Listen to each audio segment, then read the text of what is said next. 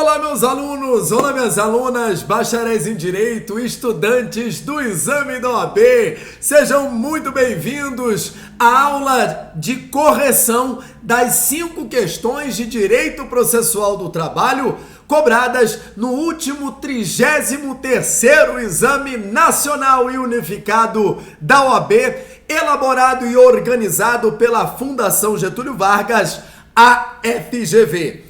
Eu sou o professor Guilherme Biasotto e vamos analisar todas essas 5 questões e ao final dessa nossa aula verificaremos se há possibilidade ou não de recurso em alguma dessas questões. Se alguma dessas questões é passível ou não de recurso. Mas antes de iniciarmos a correção, não se esqueça de deixar o like aqui nesse vídeo e também de se inscrever aqui no meu canal Guilherme Biasotto.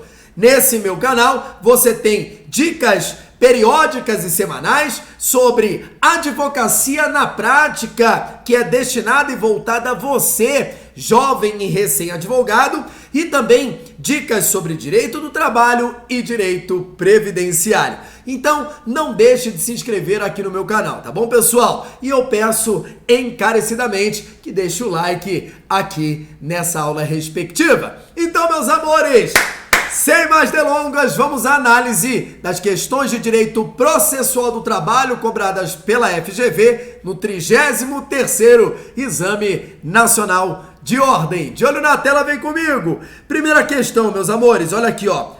Maurício ajuizou reclamação trabalhista em agosto de 2021, ou seja, já sob a égide, sob a vigência da reforma trabalhista, contra sua ex-empregadora, a Sociedade Empresária Sorvetes Glacial Limitada, postulando horas extras e verbas resilitórias. No dia da audiência inaugural, feito o pregão com pontualidade, ou seja, na hora, o autor compareceu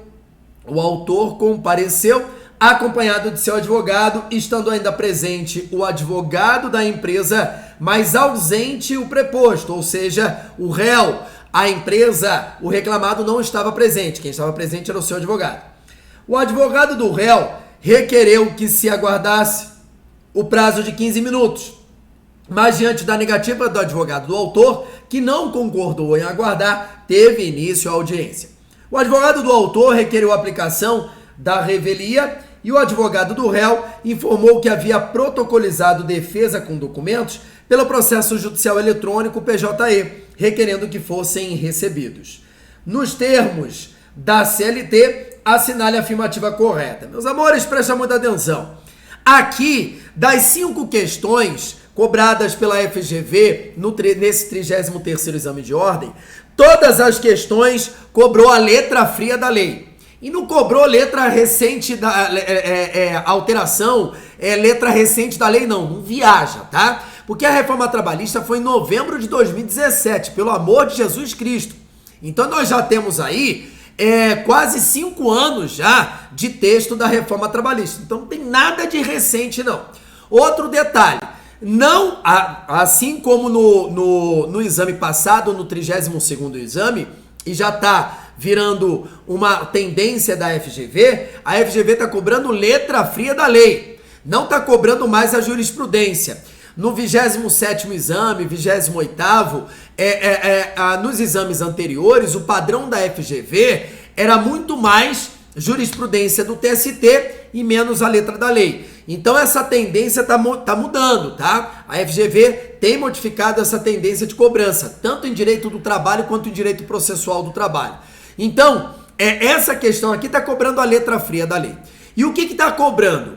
A consequência de ausência em audiência. Presta muita atenção. Primeiro, você tem que saber a diferença entre processo e procedimento.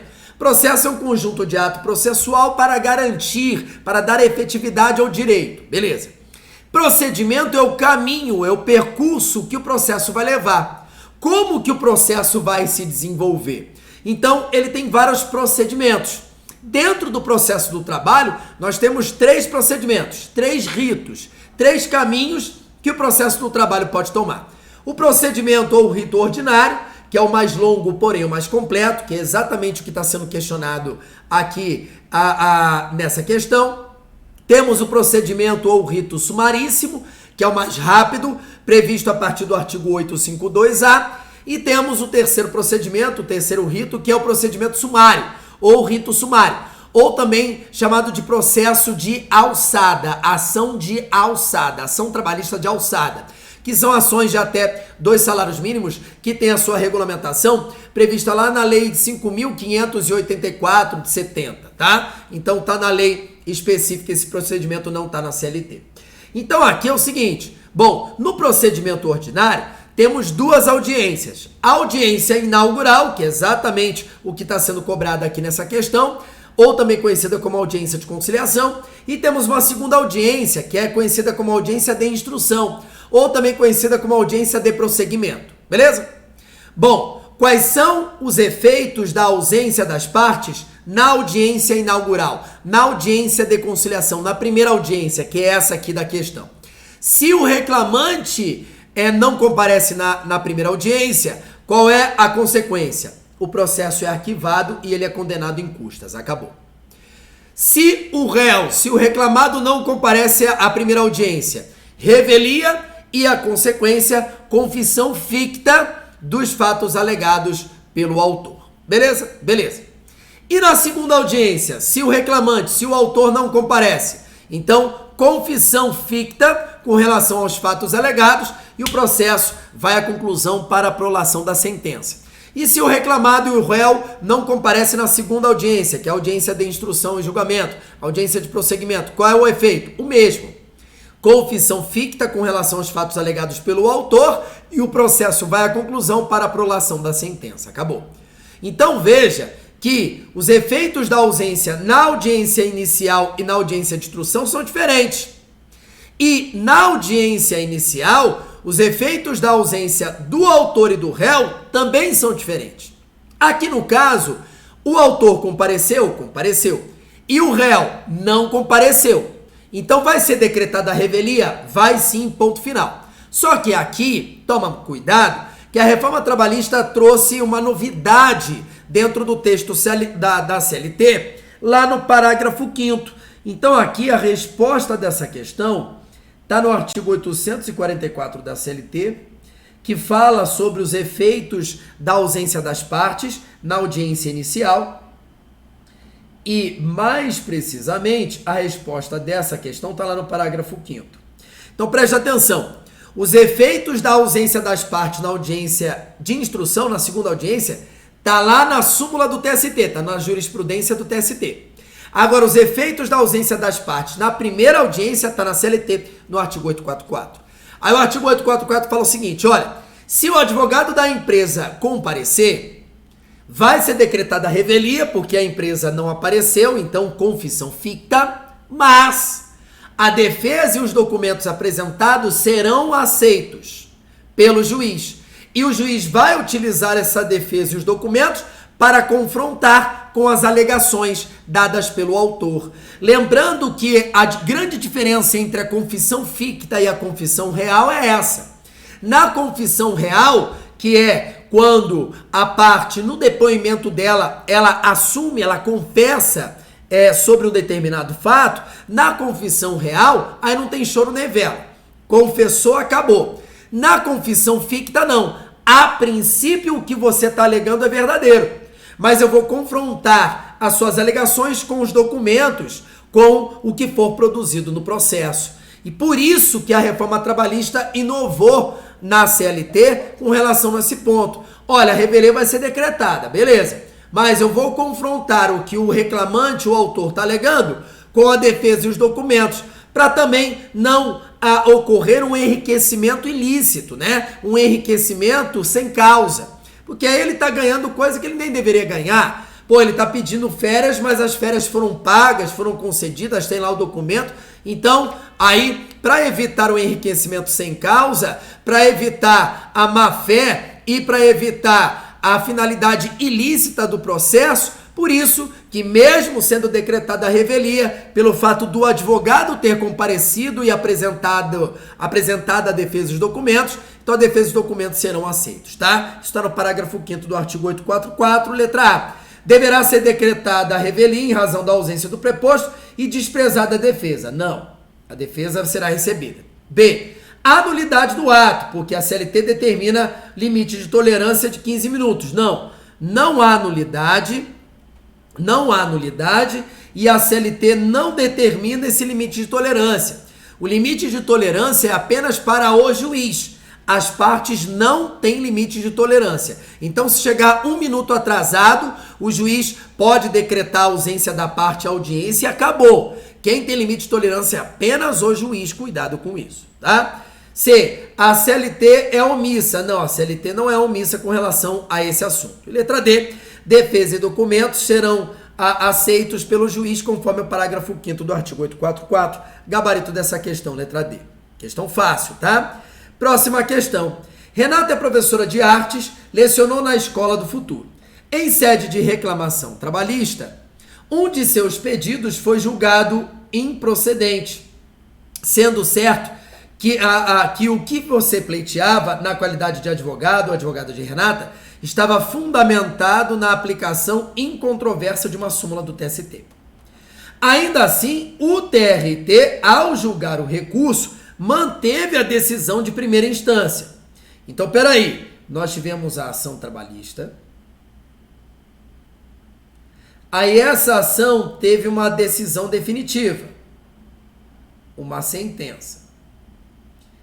Aí, de acordo com o artigo 895 da CLT, qual é o recurso cabível contra a decisão definitiva tomada em processo de conhecimento? A decisão definitiva tomada em processo de conhecimento é o fato gerador para interposição do recurso ordinário. Beleza? Aí o recurso ordinário foi interposto, aí o Tribunal Regional do Trabalho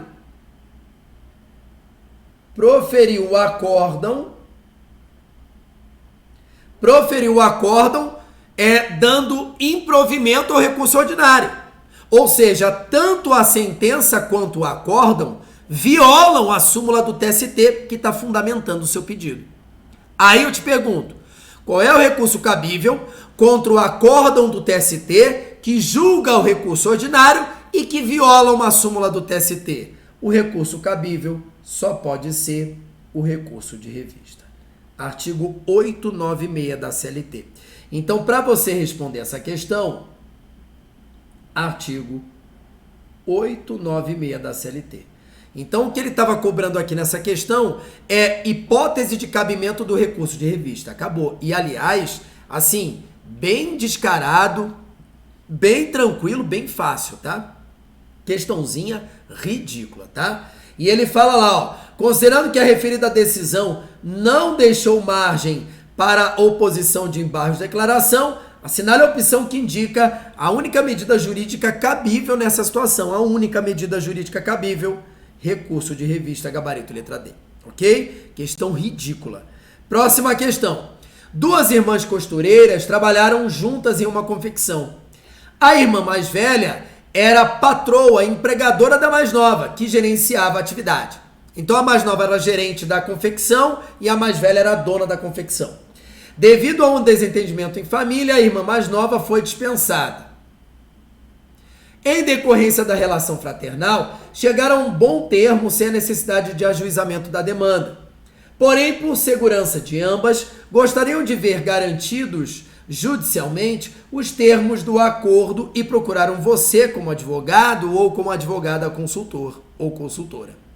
Diante disso e observados os termos da CLT, assinale a afirmativa correta. De novo, terceira questão cobrando letra fria da lei. E aqui, pessoal, desde quando a reforma trabalhista entrou em vigor, lá aí veio o exame de ordem, salvo engano foi no 27º exame de ordem, que foi o primeiro exame a cobrar a reforma trabalhista, mas desde então não importa. Mas o fato é, desde a reforma trabalhista, a FGV sempre cobrou homologação de acordo extrajudicial. Então, quer garantir uma questão no seu exame de ordem? Então, leia a CLT lá no artigo 855B, leia o artigo 855B, que fala sobre o acordo extrajudicial, que você vai garantir uma questão em processo do trabalho. Porque todos os exames, a FGV cobrou homologação de acordo extrajudicial. Quem foi meu aluno garantiu essa questão. Aliás, quem foi meu aluno ganhou todas as questões, gabaritou, tá? Quem foi meu aluno gabaritou direito do trabalho e processo do trabalho, porque eu dei todas as questões desse 33º exame de ordem. E o que você precisa saber sobre a homologação de acordo extrajudicial? Não cabe o ius postulandi. O ius postulandi é o direito que a própria parte tem de ajuizar, se defender e acompanhar o processo até o final sozinha, sem a presença de um profissional técnico habilitado, sem a presença de advogado, de sindicato, de porra nenhuma. Então a CLT autoriza a própria parte a ajuizar e acompanhar a sua ação até o final sem advogado. Porém, existem algumas limitações a esse direito de postular, principalmente lá na súmula 425 do TST e a homologação de acordo extrajudicial. Então não é cabível o ius postulandi na homologação de acordo extrajudicial, já começa por aí. Então é obrigatória a contratação de advogado. E aí, o acordo que as partes chegarem tem que ser colocado no papel. Só que, obrigatoriamente, cada parte deve ter o seu próprio advogado. É proibida a constituição de advogado em comum para ambas as partes. Cada parte tem que ter o seu advogado e ponto final. Então é isso que você tem que lembrar. Não cabe o ius postulandi, o acordo tem que ser redigido por escrito e apresentado perante a Justiça do Trabalho, e cada uma das partes deverá ser constituída do seu próprio advogado. Então, advogados distintos para as partes. Beleza? Letra A. Deverá ser distribuída uma petição requerendo homologação, sendo que as partes deverão obrigatoriamente estar representadas por advogado, ok? Ainda que em comum. Aqui que está o erro. B. Deve ser ajuizada uma ação trabalhista e realizado um acordo. Não é uma ação trabalhista. É o acordo extrajudicial. E não vigora o ius postulante. C. Deve ser distribuída uma petição requerendo homologação, sendo que as partes não precisarão estar representadas. Precisam sim, não tem ius postulante. Letra D, que é o gabarito.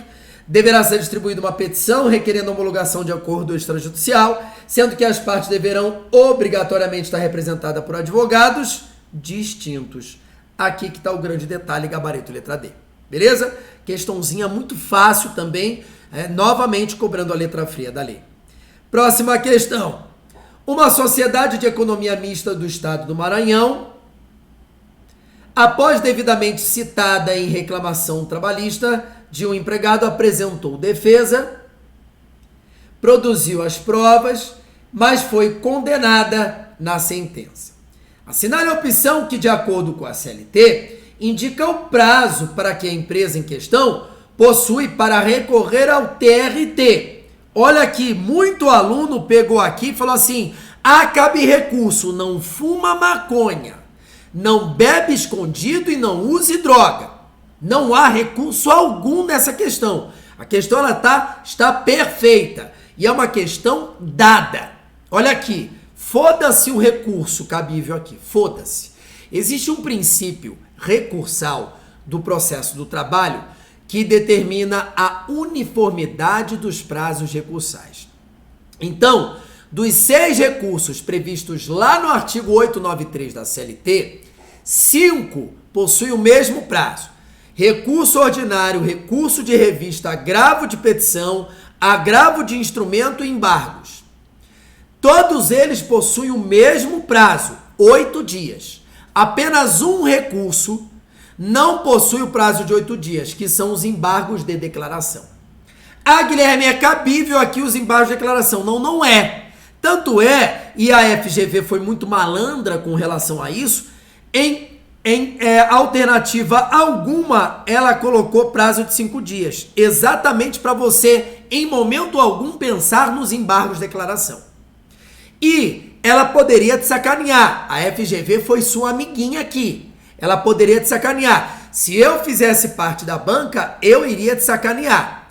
Eu iria colocar dentre as opções aqui o prazo de 5 dias úteis, tá? Então, por quê? Mas mesmo eu colocando nas alternativas o prazo de 5 dias úteis, essa questão não seria passível de recurso. É impossível, de acordo com o enunciado, o cabimento dos embargos de declaração. Por que é impossível? Por causa disso aqui, ó. A Sociedade de Economia Mista, ela quer recorrer para o TRT. E aqui, pessoal, qual é o juízo adquém? Qual é o juízo? Quem é que tem a competência para julgar os embargos de declaração? O mesmo juízo que proferiu a decisão. Então, se a ação foi ajuizada, proferida a sentença, então quem julgaria os embargos de declaração, eventuais embargos de declaração, seria o próprio juiz do trabalho e não o TRT. Então, o enunciado é muito claro. Se a Sociedade de Economia Mista quer que o TRT julgue o processo, então só é cabível apenas um único recurso aqui, o recurso ordinário. Acabou, tá?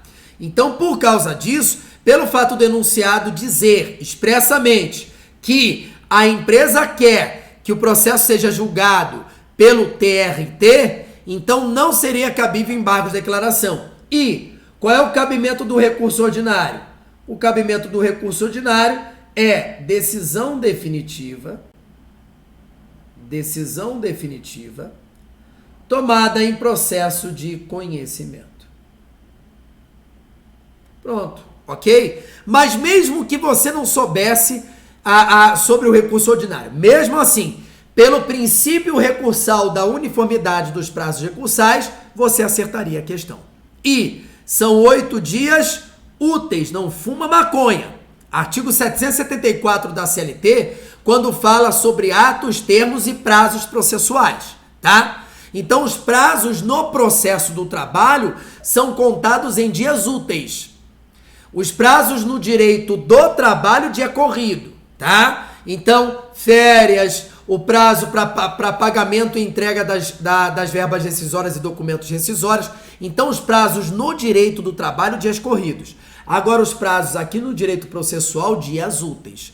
Isso está a partir do artigo 774 da CLT, quando fala sobre atos, termos e prazos processuais, beleza? Então, não fuma maconha, gabarito, letra A, questãozinha ridícula, tá? E para responder essa questão, qual é o artigo da CLT que responde essa questão?